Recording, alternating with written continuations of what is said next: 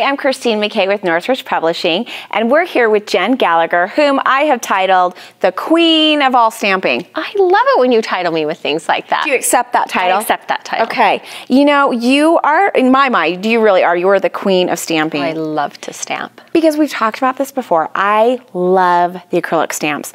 I go to the scrapbook store, I see all these great images, I just stock up on them, and then I don't use them. They just sit around. Well, this issue is going to encourage you to get them out and play. I'm excited. You know, every month Northridge has an idea book, and this month it's focused on stamping. And one thing that I love about doing an entire idea book devoted to one subject is you really get to know your product from start to finish. Yeah, you do. You get to see different ways to use it, different surfaces to try it on, and then with the article we try and go a little bit deeper so you can see how to use them. And I think that's important because, you know, as women, when we're investing in these tools and these products, I want to get the most use out of them. I agree. If I'm going to buy something, it better have more than one use. I want to be able to use it multiple ways and lots of times. So I always have like, this is my rule of 3. Okay. Okay, you ready? Mm-hmm. Never buy anything full price. Oh, I like that. Okay. It has to have more than one use or application. I agree. And I have to be able to like justify it that I'm going to make a gift for someone. Oh, see, now I haven't done number 3. I tend to keep what I do, but I like that. I'm going to have to add that. No, like I keep the stamps. Are you kidding? Oh, but I mean, like, you have to develop something. But I think, oh, I could make a card for Mother's Day. See, I can justify buying this. Oh, that would go so well with my husband. I'm totally stealing that. So those are my three rules. And stamps fall under like all of those different categories. Yes, they do. They're inexpensive. They're non-consumable, which means that you can use them over and over again. Mm-hmm. And gifts and ideas. So let's talk about these projects, because one thing that you really highlighted in this book is the different ways and techniques to use them. We did. In this particular article, I wanted to focus on embossing. And when I pick an article subject, I'm usually thinking, what do I want to learn too? And there's always new techniques out there. And I just went to my favorite designers and I said, show me a new technique. What are you doing? And they just were astounding projects. So there's a couple of them here that I'd like to show you. Now, this is one that I just had never seen before, but was so darling. This is a crayon resist.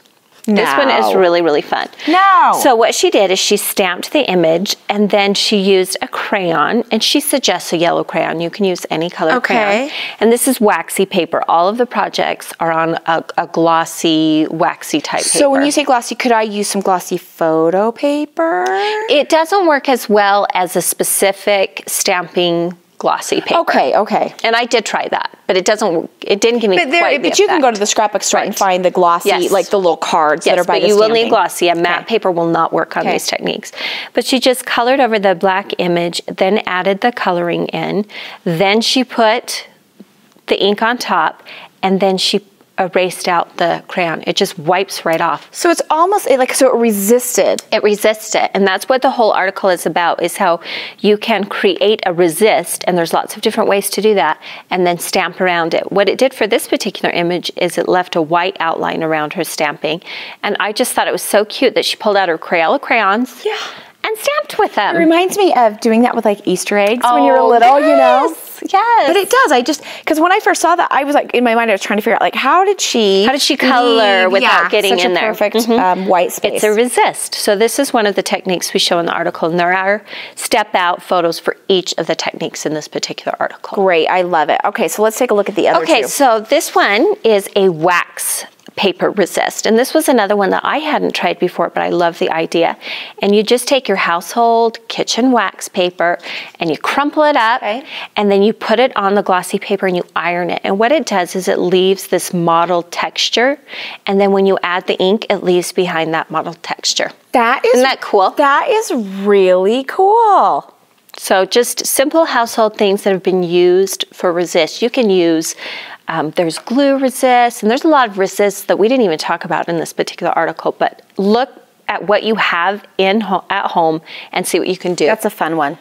This one is probably a more traditional one. This is a wet embossing one, and I think when people think of resisting, this is what they think of. It might be traditional. I've never heard of it, so I'm kind of excited. In the stamping world. In the stamping world. So I'm kind of excited to learn about this. So this one, you go out and you actually purchase embossing powder, and then you need an embossing ink pad. Is it starting to sound familiar? familiar? Is this with the really hot gun? Yes. That does not work as like a blow dryer. Oh, you don't want to use it as a blow dryer. Yeah, we won't even talk about why I brought that up. Okay, just Scrapbooking accident. Yeah. But all she did is she stamped it with an embossing ink pad. You shake on the powder, then you use a heat gun and it sets it. Once it's cooled, you add the ink on top and then you get a resist. It looks like this is just white, but it's actually a raised white embossing powder. That is so three different really ways cool. to resist, and there's more in the article. And just so you know, I own probably every color of embossing powder that ever existed, and I've never done it not totally once. need to get together. We need to get together. I know. Jen, thank you so much for stopping by, and you actually did inspire me.